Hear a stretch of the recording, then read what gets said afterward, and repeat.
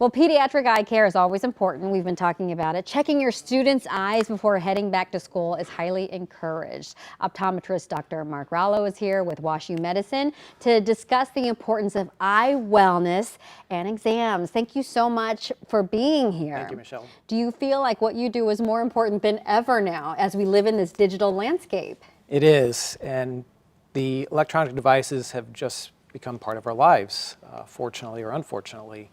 We do so many activities, whether it's social, gaming, educational, and so it is part of our lives, and so we have to deal with it, but there are issues with prolonged exposure to electronic devices. Sure, and what are some of those issues? So the biggest thing is eye strain, and fortunately it is a temporary phenomenon, but there are several things that kids and adults can endure as a result of, as I said, prolonged exposure to the computers, the tablets, the cell phones. Some of these are eye irritation, headaches, maybe even the feeling of eye fatigue, light sensitivity as well. And some of these things are just due to the fact we don't blink as much when we're doing these activities, and so the surface of our eye gets dry, and that causes the irritation, the light sensitivity, and so forth.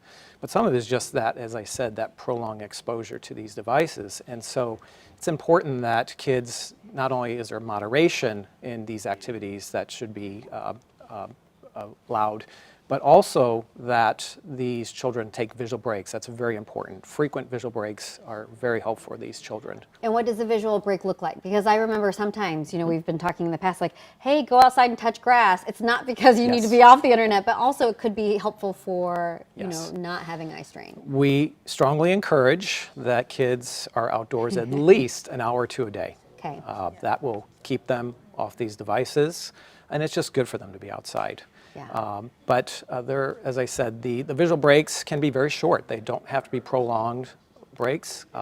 There's what's called the 20-20-20 rule, which means that for every 20 minutes you're on one of these devices, you take 20 seconds, you look at something 20 feet away, and that's all you need. Oh, wow. Okay, that's great. I've never heard that before. Yes. Not that not that I would have necessarily, but Right. I will remember that. That's Yes. wonderful. Yes. What are some of the common symptoms? Like, you know, my kiddo is 6, but he does use a lot of devices, and we limit a lot of our screen time. So he doesn't have an iPad. He watches TV, but and he doesn't use my phone, but he knows how to get into it. Sure. So I'm just wondering, you know, what are some common symptoms that parents should be looking for in their children to make sure, that they're not having eye strain?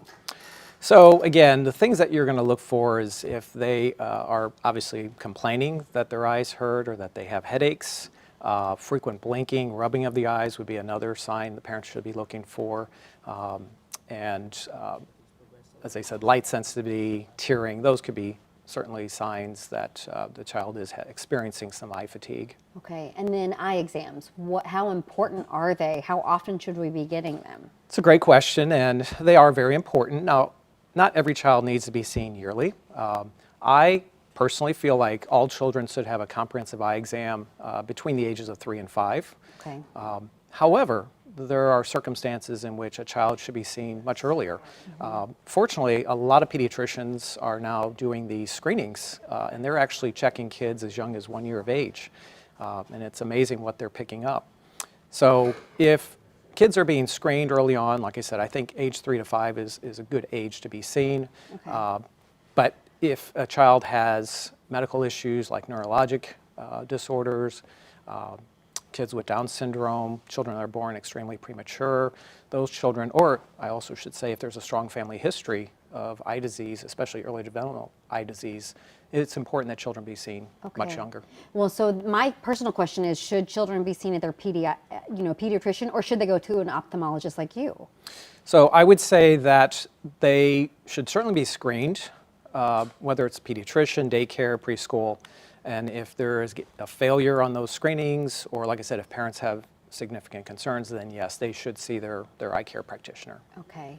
So the 20-20-20 rule, great rule. Say it one more time. So after 20 minutes? After 20 minutes of being on an electronic device, or I even say the same thing for reading. I mean, avid book readers have the same type of issues. Okay. So for every 20 minutes of visual demanding near tasks, You should take 20 seconds, look at something 20 feet away, and that just lets the eye sort of rejuvenate and relax. Okay, that's great advice. Anything else that I'm missing that maybe we should let people know as we head into back to school and really get busy? Yes. So I think the main thing is, just be aware if your child seems to be having vision issues.